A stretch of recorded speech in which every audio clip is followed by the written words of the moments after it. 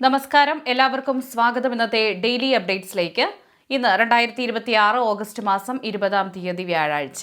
ഇന്നത്തെ ഏറ്റവും പ്രധാനപ്പെട്ട വാർത്താ അപ്ഡേറ്റുകളും നാളെയും തുടർന്നുള്ള ദിവസങ്ങളിൽ നിങ്ങൾ ശ്രദ്ധിക്കേണ്ട വളരെ പ്രധാനപ്പെട്ട വാർത്താ അപ്ഡേറ്റുകൾ, അറിയിപ്പുകൾ എന്തൊക്കെയെന്നാണ് ഇന്നത്തെ ഡെയിലി അപ്ഡേറ്റ്സ് നിങ്ങളുമായി ഷെയർ ചെയ്യുന്നത്. എല്ലാവരും പൂർണ്ണമായും ശ്രദ്ധിക്കുക. വീഡിയോ ലൈക്ക് ചെയ്യുവാനും വാർത്തകൾ എല്ലാവരിലേക്കും ഷെയർ ചെയ്യുവാനും ചാനൽ സബ്സ്ക്രൈബ് ചെയ്യുവാനും മറക്കരുത്. ഏറ്റവും ആദ്യത്തെ പ്രധാനപ്പെട്ട വാർത്താ അപ്ഡേറ്റ്, സംസ്ഥാനത്തെ മുഴുവൻ ജനങ്ങൾക്കും ഒരുപോലെ ആശ്വാസവും സന്തോഷവും പകർന്നു നൽകുന്ന വൻതോതിലുള്ള ഓണസമ്മാനങ്ങളും വിവിധ സാമ്പത്തിക ആനുകൂല്യങ്ങളുമാണ് സർക്കാർ ഇപ്പോൾ ഔദ്യോഗികമായി പ്രഖ്യാപിച്ചിരിക്കുന്നത്. ഇതിന്റെ ഭാഗമായി സംസ്ഥാനത്തെ ലക്ഷക്കണക്കിന് വരുന്ന സർക്കാർ ജീവനക്കാർക്കും അധ്യാപകർക്കും ഏറെ സന്തോഷം നൽകിക്കൊണ്ട് 4500 രൂപ ബോണസും ഒപ്പം ആഘോഷങ്ങൾക്കായി 20,000 രൂപയുടെ ഓണം അഡ്വാൻസും വിതരണം ചെയ്യും. കൂടാതെ നാടിന്റെ നന്മയ്ക്കായി അഹോരാത്രം പ്രയത്നിക്കുന്ന താഴെത്തട്ടിലുള്ള ജീവനക്കാരെ ചേർത്ത് പിടിക്കുന്ന നയത്തിന്റെ ഭാഗമായി ആശാപ്രവർത്തകർക്കും അങ്കണവാടി ജീവനക്കാർക്കും ഓണത്തോടനുബന്ധിച്ച് 1450 രൂപ വീതം പ്രത്യേകം സാമ്പത്തിക സഹായമായി നൽകാനും സർക്കാർ തീരുമാനമെടുത്തിട്ടുണ്ട്. തൊഴിലുറപ്പ് മേഖലയിൽ ജോലി ചെയ്യുന്ന പാവപ്പെട്ട തൊഴിലാളികളുടെ കുടുംബങ്ങൾക്ക് വലിയൊരു കൈത്താങ്ങായി ഓണക്കാലത്ത് 1200 രൂപ വീതം ആശ്വാസധനം നേരിട്ട് അവരുടെ ബാങ്ക് അക്കൗണ്ടുകളിലേക്ക് എത്തിക്കും. ഇത് മാത്രമല്ല, വർഷങ്ങളായി മുടങ്ങിക്കിടന്ന പിന്നോക്ക വിഭാഗങ്ങൾക്കുള്ള സാമൂഹ്യക്ഷേമ പെൻഷൻ കുടിശ്ശികകൾ പൂർണ്ണമായും കൊടുത്തു തീർക്കാനും കർഷകരെ ഏറെ ആശ്വസിപ്പിച്ചുകൊണ്ട് നെല്ല് സംഭരണവുമായി ബന്ധപ്പെട്ട് നൽകാനുള്ള കുടിശ്ശിക തുക അടിയന്തരമായി അനുവദിക്കാനും നടപടികളായിട്ടുണ്ട്. ഇതിനു പുറമെ അങ്കണവാടി ജീവനക്കാരുടെ മറ്റ് ആനുകൂല്യങ്ങളും കുടിശ്ശികകളും തീർപ്പാക്കുന്നതിനായി മാത്രം 34 കോടി രൂപ പ്രത്യേകം അനുവദിച്ചതിനൊപ്പം പാചക തൊഴിലാളികൾക്ക് പുതുക്കിയ നിരക്കിലുള്ള ഉയർന്ന തുക തന്നെ ഈ ഓണക്കാലത്ത് ലഭ്യമാക്കാൻ കർശന നിർദ്ദേശം നൽകിയിട്ടുണ്ട്. അടുത്ത പ്രധാനപ്പെട്ട വാർത്താ അപ്ഡേറ്റ്, ഡിജിറ്റൽ റീസർവേ നടപടികൾ പൂർത്തിയായ പ്രദേശങ്ങളിൽ സാങ്കേതിക അപാകതകൾ കാരണം ഭൂനികുതി സ്വീകരിക്കുന്നത് തടസ്സപ്പെടുന്നത് ഒഴിവാക്കാൻ ലാൻഡ് റവന്യൂ കമ്മീഷണർ പുതിയ മാർഗനിർദ്ദേശങ്ങളടങ്ങിയ സർക്കുലർ പുറപ്പെടുവിച്ചിരിക്കുകയാണ്. സർവേയിലെ പിഴവുകൾ മൂലം 2 വ്യക്തികളുടെ ഭൂമി ഒന്നായി ചേർക്കപ്പെടുകയോ ഉടമസ്ഥരുടെ പേരുകളിൽ മാറ്റം വരികയോ ചെയ്യുന്നത് കാരണം പല വില്ലേജ് ഓഫീസുകളിലും നികുതി സ്വീകരിക്കുന്നില്ലെന്ന പരാതികൾ വ്യാപകമായി ഉയർന്ന സാഹചര്യത്തിലാണ് റവന്യൂ വകുപ്പ് ഈ അടിയന്തര നടപടി സ്വീകരിച്ചിരിക്കുന്നത്. ഡിജിറ്റൽ റീസർവേ പൂർത്തിയായ പല വില്ലേജുകളിലും വിവരങ്ങൾ ഓൺലൈനായി രേഖപ്പെടുത്തിയപ്പോഴുണ്ടായ പിഴവുകൾ കാരണം ഭൂ ഉടമകൾക്ക് വർഷങ്ങളായി അടച്ചുകൊണ്ടിരുന്ന നികുതി പോലും ഒടുക്കാൻ സാധിക്കാത്ത അവസ്ഥയുണ്ടായിരുന്നു. ഇത് സാധാരണക്കാരായ വസ്തു ഉടമകൾക്ക് വലിയ തോതിലുള്ള പ്രയാസങ്ങളാണ് സൃഷ്ടിച്ചത്. ഭൂ ഉടമകളുടെ ബുദ്ധിമുട്ടുകൾ ശാശ്വതമായി പരിഹരിക്കുന്നതിനും അതോടൊപ്പം തന്നെ സർക്കാരിലേക്കുള്ള നികുതി വരുമാനം തടസ്സമില്ലാതെ ഉറപ്പാക്കുന്നതിനുമായാണ് പുതിയ മാർഗനിർദ്ദേശങ്ങൾ മുന്നോട്ട് വച്ചിരിക്കുന്നത്. സർവേയിലെ അപാകതകൾ നിമിത്തം തടസ്സപ്പെട്ട നികുതി സ്വീകരിക്കുന്നതിൽ ലളിതമായ നടപടിക്രമങ്ങൾ പാലിക്കാനാണ് വില്ലേജ് അധികൃതർക്ക് നിർദ്ദേശം നൽകിയിട്ടുള്ളത്. ഏതെങ്കിലും തരത്തിലുള്ള സാങ്കേതിക പിഴവുകൾ മൂലം ലാൻഡ് റെക്കോർഡ്സിൽ കണ്ടെത്തിയാൽ അത്തരം പരാതികൾ അടിയന്തരമായി പരിശോധിക്കുകയും വസ്തുതാപരമായ തെളിവുകളുടെ അടിസ്ഥാനത്തിൽ പരിഹാരം കാണുകയും വേണം. റീസർവേയിലെ തെറ്റുകൾ തിരുത്തുന്നതുവരെ പൂർണ്ണമായും നികുതി നിഷേധിക്കുന്ന നിലപാട് ഒഴിവാക്കണമെന്നും നിയമപരമായ രേഖകളുടെ അടിസ്ഥാനത്തിൽ ഭൂ ഉടമകളുടെ അവകാശം സംരക്ഷിച്ച് നികുതി സ്വീകരിച്ചു നൽകാൻ താലൂക്ക്, വില്ലേജ് തലത്തിലുള്ള ഉദ്യോഗസ്ഥർ ശ്രദ്ധിക്കണമെന്നും സർക്കുലറിൽ വ്യക്തമാക്കുന്നു. അടുത്ത പ്രധാനപ്പെട്ട വാർത്താ അപ്ഡേറ്റ്, ബാങ്കിംഗ് മേഖലയിൽ സ്ഥിരജോലി ആഗ്രഹിക്കുന്ന ഉദ്യോഗാർത്ഥികൾക്കായി ബാങ്ക് ഓഫ് ബറോഡ മികച്ച അവസരമൊരുക്കുന്നു.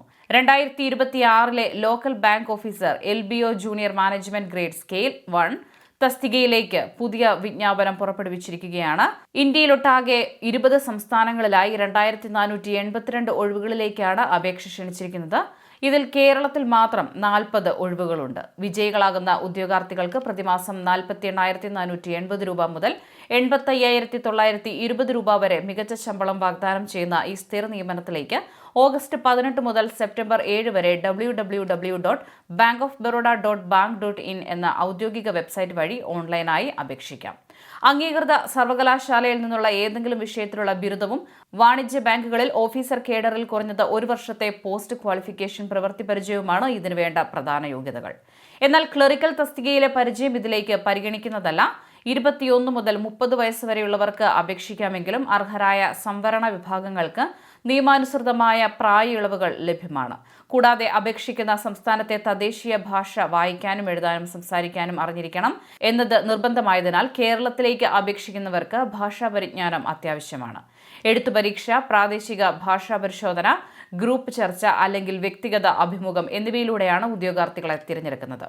ആന്ധ്രാപ്രദേശിൽ 80, അരുണാചൽ 14, ആസാം 34, ഗോവ 10, ഗുജറാത്ത് 400, ജമ്മു ആൻഡ് കാശ്മീർ 15, കർണാടക 130, കേരളം 40, മഹാരാഷ്ട്ര 180, മണിപ്പൂർ 10, മേഘാലയ 9, മിസോറാം 11, നാഗാലാൻഡ് 9, ഒഡീഷ 96, പഞ്ചാബ് 30, സിക്കിം 9, തമിഴ്നാട് 128, തെലങ്കാന 50, ത്രിപുര 5, പശ്ചിമ ബംഗാൾ 40 എന്നിങ്ങനെയാണ് ഓരോ സംസ്ഥാനത്തെയും ഒഴിവുകൾ.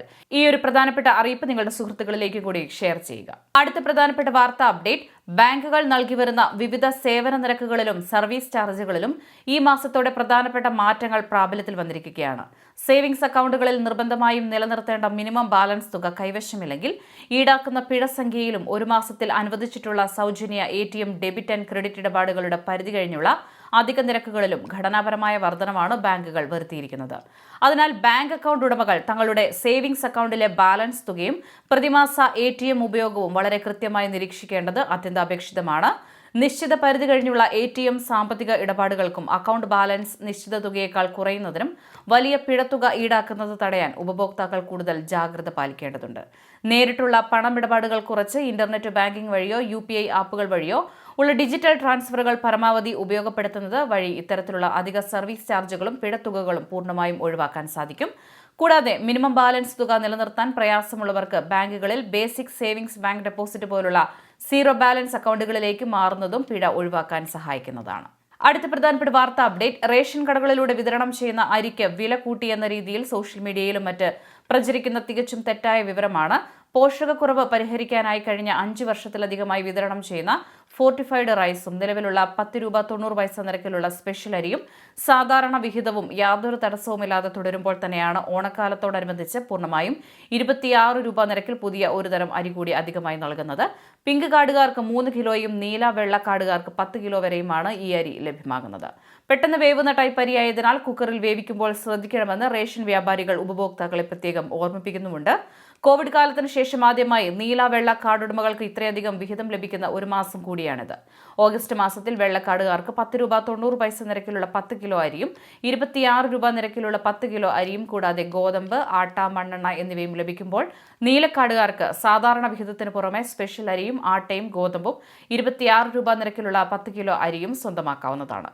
അടുത്ത മാസത്തെ സബ്സിഡി വിഹിതം മുൻകൂറായി ഈ മാസം തന്നെ വാങ്ങാനുള്ള സൗകര്യവും സർക്കാർ ഒരുക്കിയിട്ടുണ്ട്.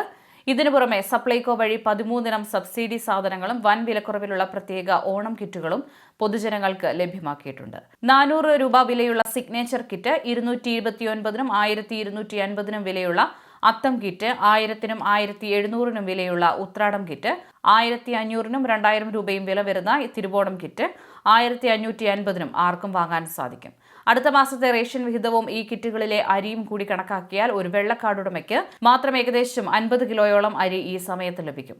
ഹോർട്ടികോർപ്പ് വഴിയുള്ള പച്ചക്കറി വിപണികളും സജീവമായതിനാൽ റേഷൻ കടകളിലെ ചെറിയ തിരക്ക് സഹിച്ചാൽ പൊതുവിപണിയിലെ വിലക്കയറ്റത്തിൽ പെടാതെ വലിയ തുക ലാഭിച്ച് ഓണം സമൃദ്ധമായി ആഘോഷിക്കാൻ സാധാരണക്കാർക്ക് സാധിക്കും. അടുത്ത പ്രധാനപ്പെട്ട വാർത്താ അപ്ഡേറ്റ്: സംസ്ഥാനത്തെ സാമൂഹിക സുരക്ഷാ പെൻഷൻ വാങ്ങുന്നവർക്ക് ആശ്വാസകരമായ വാർത്തയാണ് പുറത്തുവന്നിരിക്കുന്നത്.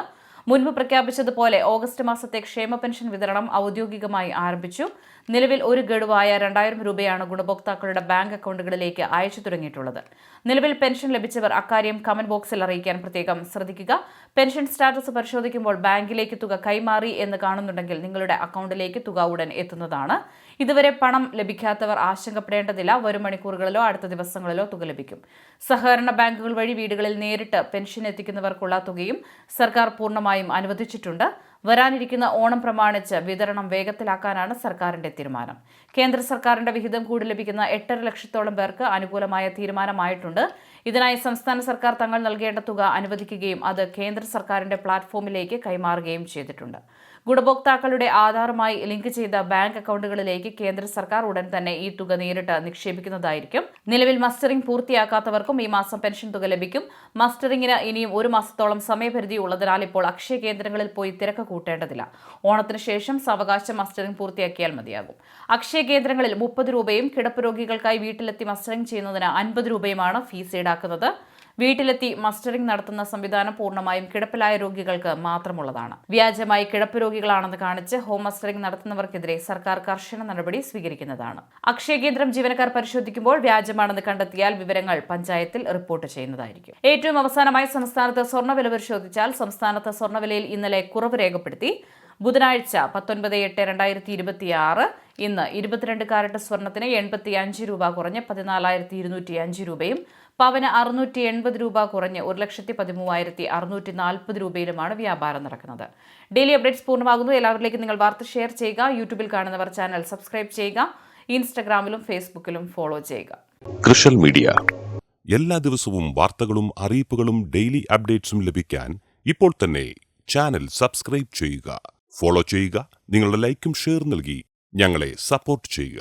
നിങ്ങളുടെ അഭിപ്രായങ്ങൾ കമന്റ് ബോക്സിൽ രേഖപ്പെടുത്തുക.